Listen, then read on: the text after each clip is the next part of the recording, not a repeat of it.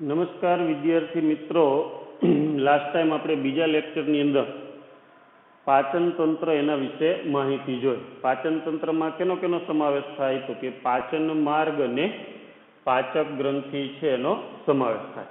ત્યાર પછી આપણે પાચન માર્ગ વિશે જોશું. માનવ પાચન માર્ગ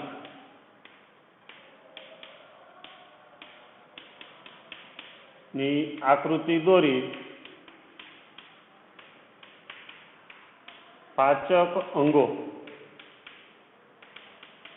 ટૂંકમાં વર્ણવ.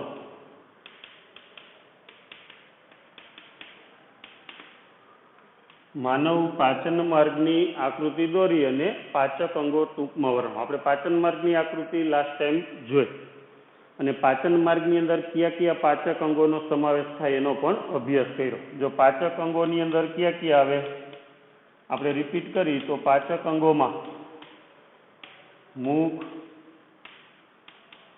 મુખગુહા, કંઠનળી, અન્નળી, જઠર, પક્વાશય, નાનું આંતરડું, મોટું આંતરડું, મળાશય અને મળદ્વાર. પાચક અંગો તરીકે શેનો સમાવેશ થાય? તો કે મુખ, મુખગુહા, કંઠનળી, અન્નળી, જઠર, પક્વાશય, નાનું આંતરડું, મોટું આંતરડું, મળાશય અને મળદ્વાર. એમાં આપણે પહેલા જોઈશું મુખ અને મુખગુહા.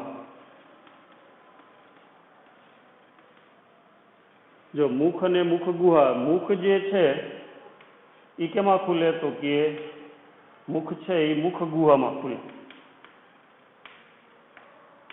મુખ કેને કહેવાય? તો કે આપણે પાચન માર્ગનો બે હોઠથી ઘેરાયેલો ભાગ એને શું કહેવાય? મુખ કહેવાય. અને મુખનો પછીનો જે ભાગ છે પોલો એને શું કહેવાય? મુખગુહા કહેવાય. તો કે પાચન માર્ગની શરૂઆત મુખથી થાય. પાચન માર્ગની શરૂઆત મુખથી થાય છે, જે બે હોઠ વડે અથવા ઓષ્ઠ કહેવાય, ઓષ્ઠ વડે ઘેરાયેલ હોય અને મુખ છે એ મુખગુહામાં ખુલે છે.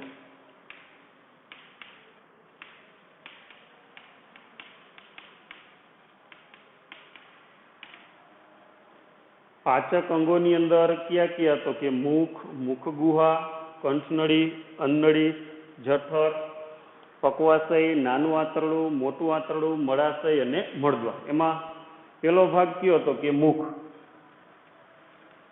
મુખ છે અહીંયાથી પાચન માર્ગની શરૂઆત થાય અને તેનાથી ઘેરાયેલો ભાગ તો કે બે હોઠથી ઘેરાયેલો ભાગ છે. અને મુખ કેમાં ખુલે છે? તો કે મુખ છે એ મુખગુહામાં ખુલે છે. ત્યાર પછી આપણે જોઈએ મુખગુહા.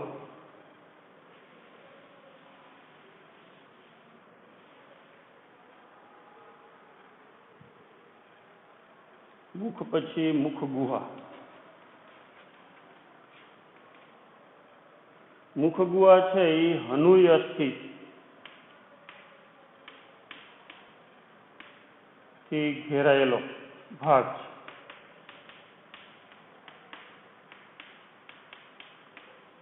અથવા તો ગુહા છે. મુખ એટલે મુખગુહા એટલે પોલો ભાગ, પણ તેનાથી તો કે હનુય અસ્થિ. હનુય અસ્થિ એટલે જડબાના અસ્થિ, ઉપરના જડબા અને નીચેના જડબા, બરાબર. પછી મુખગુહાની પાર્શ્વ બાજુએ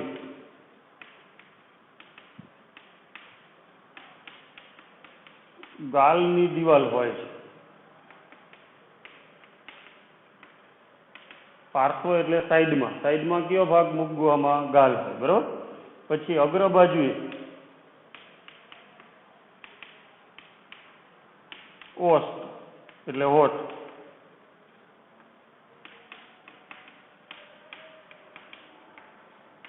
પછી મુખગુહાની પશ્વ બાજુએ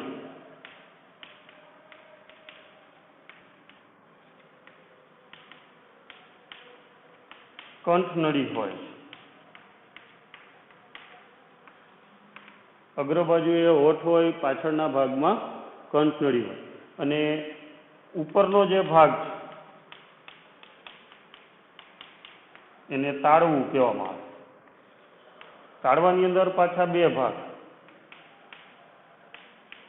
અગ્ર ભાગ છે એ સખત હોય અને પશ્વ ભાગ એ નરમ, એટલે એને સખત તાળવું કહેવાય અને નરમ તાળવું. હવે મુખગુહાની અંદર શું શું હોય તો કે મુખગુહાની અંદર જીભ અને દાંત, આ બે રચના કેમાં હોય? મુખગુહાની અંદર આવેલા હોય છે. બીજી વખત ધ્યાન આપો, મુખગુહા છે એ જડબાના અસ્થિ એટલે કે ઉપરનું જડબું અને નીચેનું જડબું એ હનુઈ અસ્થિથી ઘેરાયેલો ભાગ છે. મુખગુહાની પાછળના ભાગમાં શું હોય તો કે સાઈડમાં, જો આપણે કોઈ પણ સજીવ હોય, દાખલા તરીકે આ કોઈ સજીવ છે બરાબર, આપણે અગ્ર, પશ્વ, પૃષ્ઠ, વક્ષ અને પાર્શ્વ આ બધા શબ્દો આપણને બરોબર ક્લિયર હોવા જોઈએ. આગળનો ભાગ હોય એને શું કહેવાય? અગ્ર. આ પાછળનો, દાખલા તરીકે આ દેડકો છે, અહીંયા નીચે પગ છે બરાબર, આ ઉપરનો પીઠનો ભાગ છે, તો આ એનો કયો ભાગ કહેવાય? મુખવાળો અગ્ર ભાગ. પાછળનો ભાગ કયો કહેવાય? પશ્વ ભાગ. ઉપરનો ભાગ કયો કહેવાય? પૃષ્ઠ ભાગ. નીચેનો ભાગ કયો કહેવાય? વક્ષ કહેવાય. અને સાઈડનો ભાગ છે એને કયા નામ ઓળખવામાં આવે? પાર્શ્વ. અગ્ર, પશ્વ, પૃષ્ઠ, વક્ષ અને પાર્શ્વ આ બધા ભાગ. એમ મુખગુહાની અંદર આગળ શું હોય તો કે હોઠ, પાછળનો ભાગ છે એ કયો કહેવાય તો કે કંઠનળી, સાઈડનો ભાગ એટલે પાર્શ્વ બાજુએ કયો ભાગ તો કે ગાલ, અને ઉપર એટલે પૃષ્ઠ બાજુએ તાળવું હોય, નીચલા ભાગમાં વક્ષ બાજુએ જડબું, એ અધોહનું એટલે કે નીચલું જડબું બરાબર. તાળવામાં પાછા બે ભાગ કીધા આપણે, કયા કયા તો કે આગળનું તાળવું છે ને એ સખત હોય અને પાછળનું તાળવું છે એ નરમ. અને મુખગુહામાં એક શંકુ પ્રવર્ધ્ય હોય, જે આપણે પાછળનો ભાગ જોઈએ તો કાંકડા જેવો ભાગ જે છે એ લટકતો જે ભાગ છે એ શંકુ પ્રવર. તો મુખગુહા જડબાના અસ્થિથી ઘેરાયેલો ભાગ અથવા ગુહા જેવો પોલો ભાગ છે. સાઈડમાં શું હોય તો કે ગાલની દિવાલો, આગળના બાજુએ શું હોય તો કે હોઠ હોય, પાછળના ભાગમાં શું હોય તો કે કંઠનળી હોય, અને ઉપરનો એટલે એને પૃષ્ઠ બાજુ કહેવાય. ઉપરનો ભાગ કયો કહેવાય? પૃષ્ઠ. પૃષ્ઠ બાજુએ તાળવું હોય ને એમાં પાછા બે ભાગ છે. અગ્ર ભાગ છે એ સખત હોય અને પાછળનો પશ્વ ભાગ છે એ કેવો જોવા મળે? નરમ જોવા મળે. એટલે તાળવાની અંદર બે ભાગ આપણે લઈ શકીએ, અગ્ર અને પશ્વ. ત્યાર પછી મુખગુહાની અંદર મુખ્ય કયા બે ભાગ તો કે જીભ અને દાંત છે એ આવેલી હોય છે. એમાં આપણે પેલા દાંત વિશે જોઈ.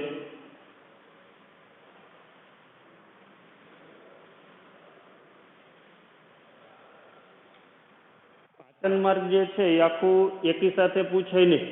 પાચન માર્ગની અંદર થોડાક નાના નાના ભાગોની અંદર વહેંચી શકાય. એમાં પાચન માર્ગમાં દાંત છે એના વિશે પૂછે, એ દાંત કેમાં આવે તો કે મુખ ગુહામાં આવે. જીભ વિશે પૂછે તો જીભ પણ કેમાં આવે?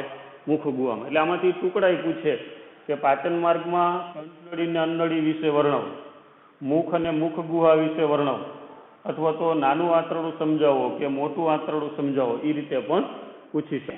મુખ ગુહા. હવે મુખ ગુહાની અંદર શું હોય તો કે દાંત હોય અને જીભ આવેલી હોય. હવે આપણે દાંત વિશે જોઈ. પાચન માર્ગના બધા પાચક અંગો એકી સાથે ન પૂછાય, પરંતુ એમાંથી ભાગ કરીને પૂછાય. એમાં પેલા આપણે દાંતના પ્રકારો લે.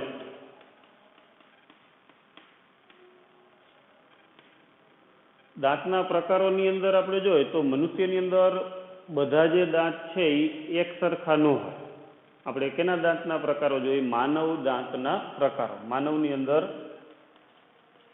દાંતના પ્રકારો. તો મનુષ્યની અંદર બધા દાંતો આપણને ખબર છે એક સરખા નથી, એટલે એને વિષમ દંતી કહેવાય. શું કહેવાય?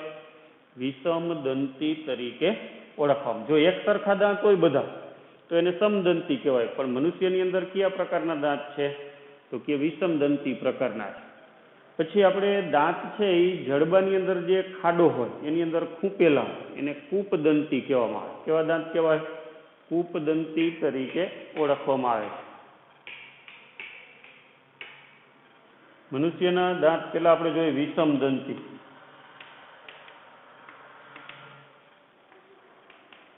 મનુષ્યના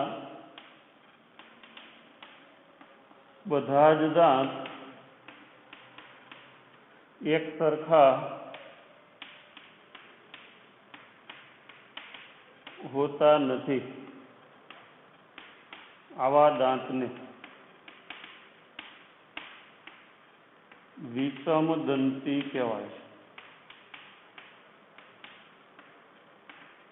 પછી કૂપદંતી.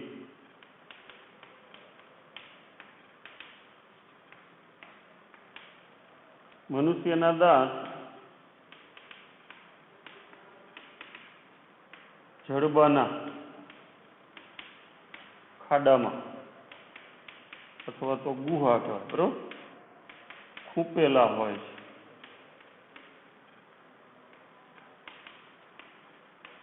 જેને કૂપદંતી કહેવાય.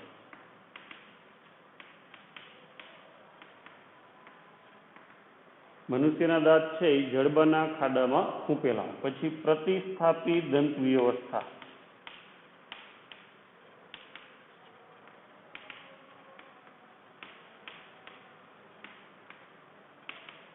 નાના બાળકોની અંદર જે હોય દાંત એને દૂધિયા દાંત કહેવાય. અને પછી 15 વર્ષની ઉંમર થાય ત્યાં લગભગ દૂધિયા દાંતની જગ્યાએ બીજા કાયમી દાંત આવે.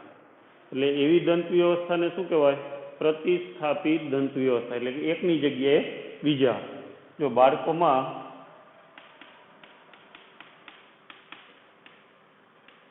દૂધિયા દાંત હોય છે જેની સંખ્યા 20 હોય છે.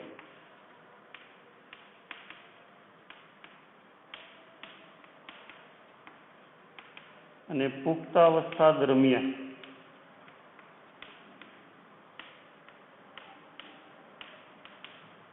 દૂધિયા દાંતના સ્થાને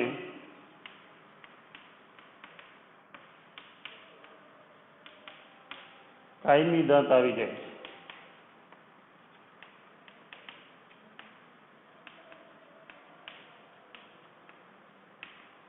આવી દંત વ્યવસ્થાને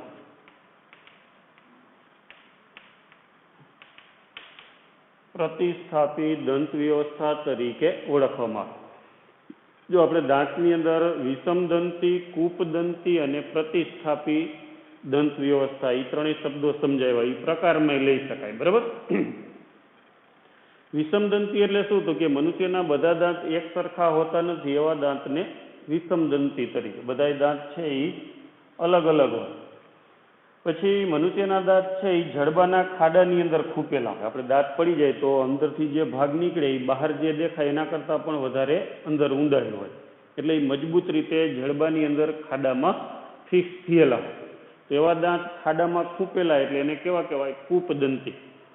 પછી બાળકોની અંદર જે દાંત છે એ દૂધિયા દાંત હોય છે. અને દૂધિયા દાંતની સંખ્યા કેટલી? તો કે 20. અને પુખ્ત અવસ્થા દરમિયાન દૂધિયા દાંત બધા નીકળી જાય, એની જગ્યાએ જે દાંત આવે એને કેવા કહેવાય? કાયમી દાંત તરીકે ઓળખવામાં આવે છે. એની સંખ્યા કેટલી હોય છે? 32 હોય છે. આપણે કાયમી દાંતની અંદર જોઈએ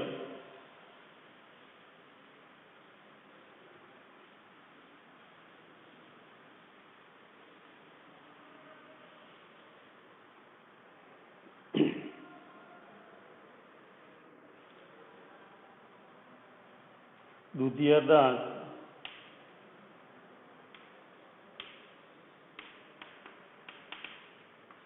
એની સંખ્યા કેટલી?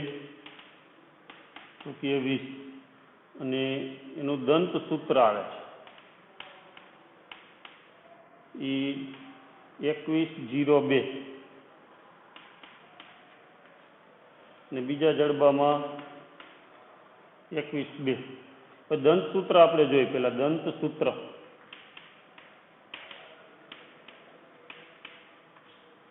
આપણે મનુષ્યની અંદર 4 પ્રકારના દાંત આવે. એક છેદક દાંત, એક રાક્ષી દાંત,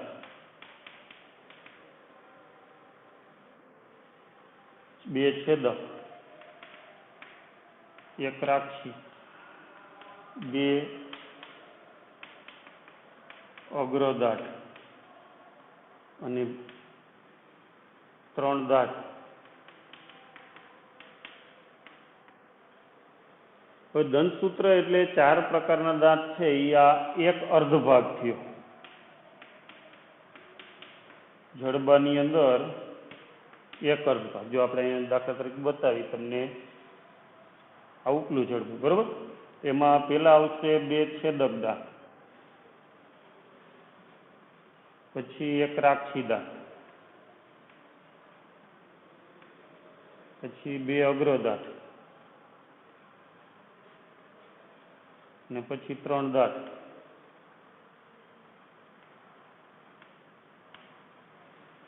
જો આ ભાગ છેદક ઇન્સિઝર કહેવાય આ.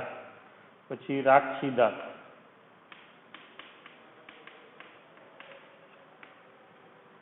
કેની કહેવાય. રાક્ષી દાંત એટલે કેની, સી. પછી અગ્રદાંત, પીએમ, પ્રી મોરલ, અને દાઢ મોરલ. જો નાના બાળકોની અંદર આપણે જોઈએ ને તો એમાં અગ્રદાઢ ન હોય, ખાલી દાઢ હોય 2.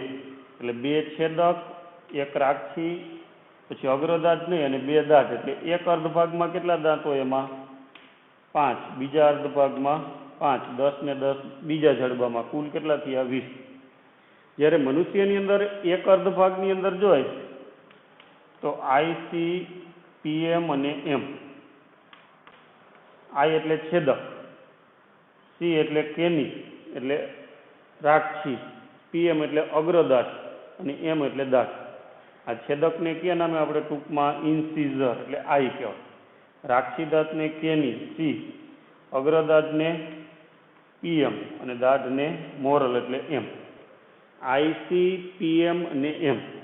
એનું દંતસૂત્ર કેટલું? તો કે 2, 1, 2, 3 અને બીજા જડબામાં 2, 1, 2, 3. આને દંતસૂત્ર કહેવાય. જો દુધિયા દાંતની સંખ્યા કેટલી? તો કે 20 હોય, બરોબર?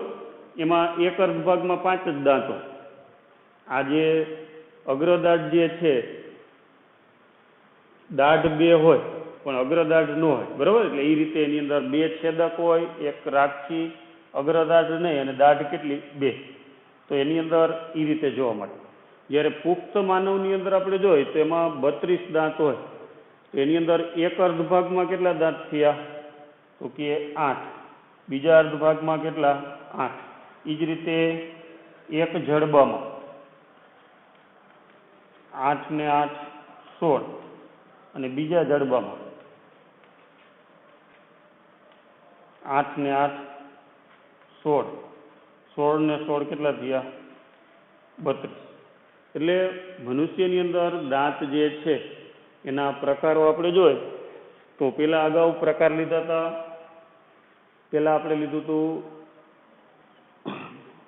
વિષમ દંતી, બરોબર? એટલે એક સરખા દાંત ન હોય એને કેવા કહેવાય? વિષમ દંતી. બીજું આપણે કીધું કૂપદંતી, દાંત જડબાના ખાડામાં ખૂપેલા હોય એને કેવા કહેવાય? કૂપદંતી. પછી પ્રતિસ્થાપી દંત વ્યવસ્થા, પેલા દુધિયા દાંત હોય એની સંખ્યા કેટલી? 20. અને એ 20ની જગ્યાએ પછી કાયમી દાંત આવે કેટલા? 32. હવે 32 જે દાંત આવે ને એ પછી નીકળે નહીં, એ નીકળી જાય તો પછી આ નવા બને નહીં. પણ બાળકોમાં જે દુધિયા દાંત હોય એ છેદક, રાક્ષી અને દાઢ હોય. કેટલા? 2, 1 અને 2 એ રીતે. પણ કાયમી દાંત જે છે એની અંદર છેદક, રાક્ષી, અગ્રદાઢ અને દાઢ એ રીતે 4 ભાગમાં વહેંચી શકાય. છેદક દાંતની સંખ્યા કેટલી? તો કે છેદકની 2. આ જે 2 સંખ્યા છે એ કેટલામાં છે? તો કે એક અર્ધ ભાગમાં. આ રીતે એક અર્ધ ભાગમાં 2 છેદક, એક રાક્ષી, 2 અગ્રદાઢ અને 3 દાઢ. એને દંતસૂત્રમાં આ રીતે બતાવાય: 2, 1, 2, 3. અને એ જ રીતે બીજા અર્ધ ભાગમાં આ જ રીતે હોય: 2 છેદક, એક રાક્ષી, 2 અગ્રદાઢ અને 3 દાઢ. 2 છેદક, આ 2, એક રાક્ષી, આ 2 અગ્રદાઢ અને 3 દાઢ. એટલે 8 ને 8 કેટલા થયા? એક જડબામાં 16. અને એવી જ રીતે બીજા જડબાની અંદર 16 દાંત છે એ આવેલા હોય છે. આવી જે દંત વ્યવસ્થા દુધિયા દાંતની જગ્યાએ કાયમી દાંત આવે એને કહેવાય પ્રતિસ્થાપી દંત વ્યવસ્થા તરીકે ઓળખવામાં આવે છે. પછી દાંતની રચના આપણે જોઈ,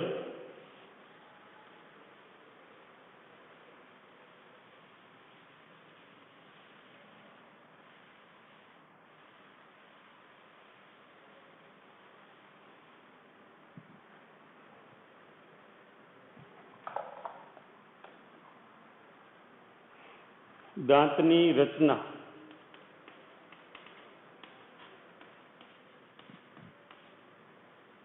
દાંતની અંદર મુખ્ય 3 ભાગો.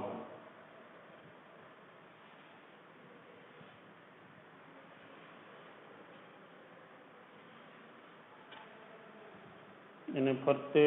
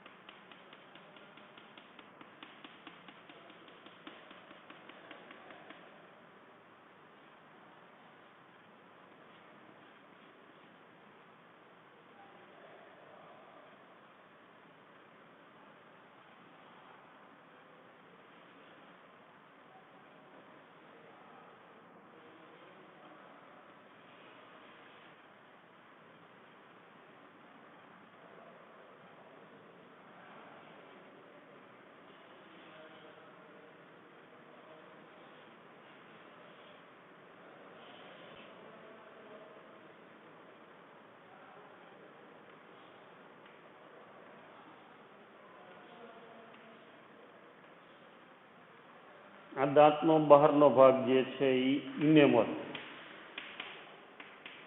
એ કઠણ અને રક્ષણાત્મક ભાગ હોય.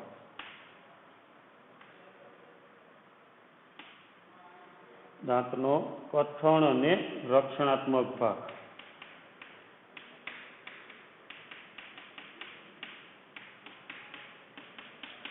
પછી સૌથી અંદરનો જે ભાગ છે એમાં રુધિરવાહિની અને ચેતાઓ.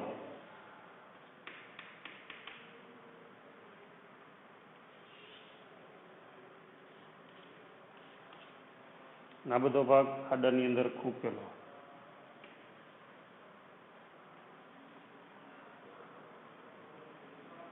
આ અસ્થિ વાળો ભાગ.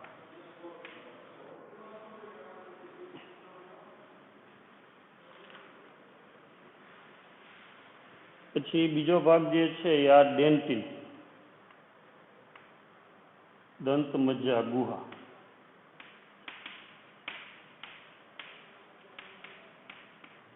એ રુધિરવાહિની અને ચેતાયુક્ત હોય.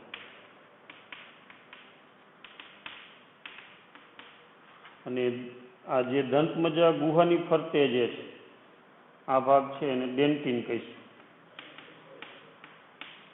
એટલે મુખ્ય ભાગ છે. જો દાંતની અંદર સૌથી અંદરનો જે ભાગ રાખ્યો આપણે બતાવ્યો એને કહેવાય દંતમજ્જા ગુહા. એની ફરતે આવેલો જે ભાગ આપણે બતાવ્યો એ ભાગનું નામ આપ્યું આપણે ડેન્ટિન. અને સૌથી બહાર જે પેઢાથી આપણને બહાર દેખાય એ ભાગ કયો? પોલીસ વાળો ઇનેમલ. પછી આ ભાગને આપણે પેઢા કહીશું. અને દાંતની અંદર 3 ભાગમાં વહેંચી શકાય.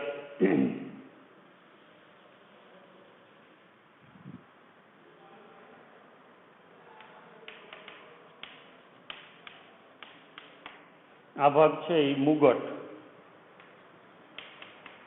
પછી આ મૂળ, બેયને જોડતો ભાગ છે એ ગ્રીવા. દાંતનો જે આપણે બહાર દેખાતો ભાગ છે એ કયો ગણાય? તો કે એ મુગટ ગણાય. પછી અંદર જે જડબાના ખાડામાં ખૂપેલો છે એ મૂળ, અને બેયને જોડતો ભાગ એને ગ્રીવા કહેવાય. બરાબર? અને એ ગ્રીવાના ભાગની અંદર જ પેઢા હોય, જે આપણે પેઢા તરીકે બતાવીએ. બહારનો ઇનેમલ વાળો ભાગ એ કઠણ અને રક્ષણાત્મક હોય. વચ્ચેનો જે ભાગ છે રુધિરવાહિની ચેતાવાળો એને દંતમજ્જા ગુહા, અને દંતમજ્જા ગુહાની ફરતેનો ભાગ છે એને ડેન્ટિન તરીકે ઓળખવામાં આવે છે. એટલે દાંતની અંદર આવા રચના, અહીંયા રુધિરવાહિની અને ચેતા છે એ અંદર જતી હોય, બરાબર. તો આ દાંતની રચના થઈ. આપણે દાંતના પ્રકારો લીધા અને ત્યાર પછી દાંતની રચના છે એની સમજૂતી આપી. બીજી વખત જો આમાં સમજૂતીમાં તમારે 3 ભાગ, કે દાંતની અંદર 3 ભાગ પાડી શકાય. પેઢાથી બહારનો ભાગ મુગટ, પેઢાવાળો ભાગ ગ્રીવા અને જડબાના ખાડામાં ખૂપેલો એ મૂળ તરીકે. પછી દાંતની આંતરિક રચનામાં 3 ભાગ. સૌથી અંદરનો ભાગ કયો? તો કે દંત મજ્જા, અને એની અંદર શું હોય? તો કે રુધિરવાહિની અને ચેતા. એને ફરતે ઘેરીને આવેલો જે મુખ્ય ભાગ છે એને શું કહેવાય? ડેન્ટિન. અને સૌથી બહારનો જે શાઇનિંગ વાળો, પોલિશ કરેલો, ચળકતો ભાગ જોવા મળે, જે કઠણ અને રક્ષણાત્મક હોય, એને ક્યાં નામ ઓળખવામાં આવે? ઇનેમલ તરીકે ઓળખવામાં આવે. તો અહીંયા દાંતની રચના અને દાંતના પ્રકાર એ પૂરું થાય છે. ત્યાર પછી મુખ ગુહા, એની અંદર દાંત અને જીભ. હવે જીભ આપણે જોઈ, જીભ વિશે સમજૂતી.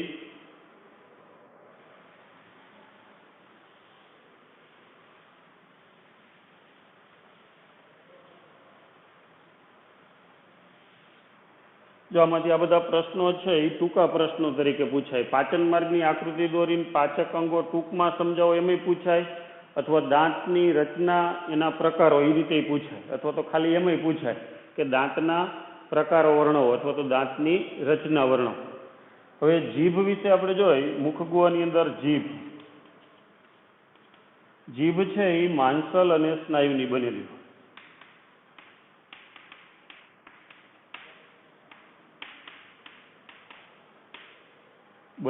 હોય છે.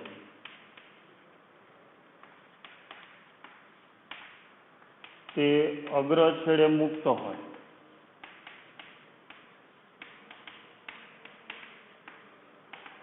અને પશ્વ છેડે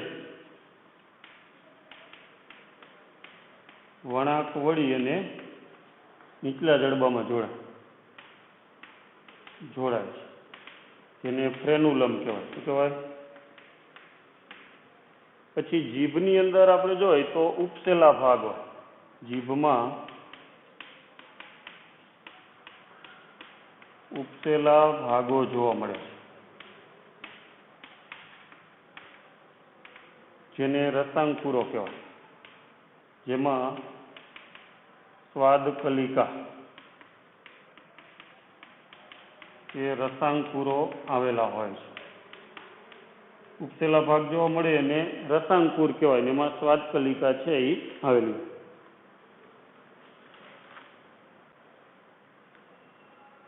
ઉપસેલા ભાગ જોવા મળે જેને અંકુરકો કહેવાય, જેને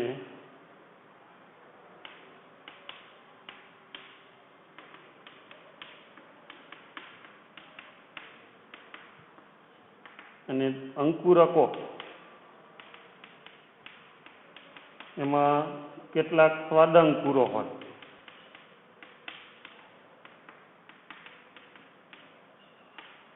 અને એમાં સ્વાદ કલિકા આવેલી.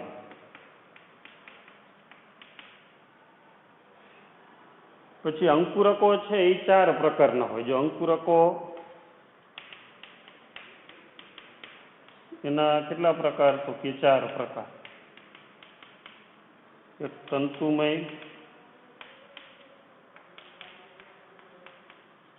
પરિભીતિક, કૌકી અને પત્રમય. આ જે અંકુરકો જે છે એના 4 પ્રકારો કયા કયા? તો કે અંકુરકોના 4 પ્રકાર તંતુમય, પરિભીતિક, કૌકી અને પત્રમય અંકુરકો, એવા 4 પ્રકારના હોય. અને એમાં સ્વાદ કલિકા હોય છે, જે સ્વાદની અનુભૂતિ કરાવે છે.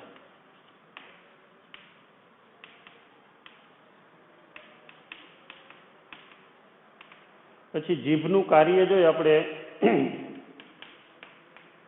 તો કે બોલવામાં,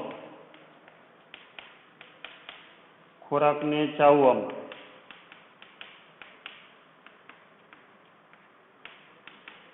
કોળીઓ બનાવવામાં,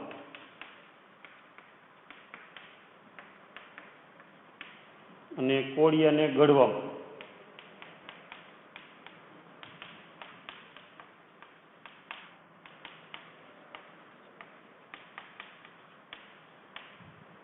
બીજી વખત ધ્યાન આપો. મુખગુહાની અંદર પેલા આપણે દાંત વિશે જોયું, ત્યાર પછી બીજો એક ભાગ કયો હોય તો કે જીભ હોય.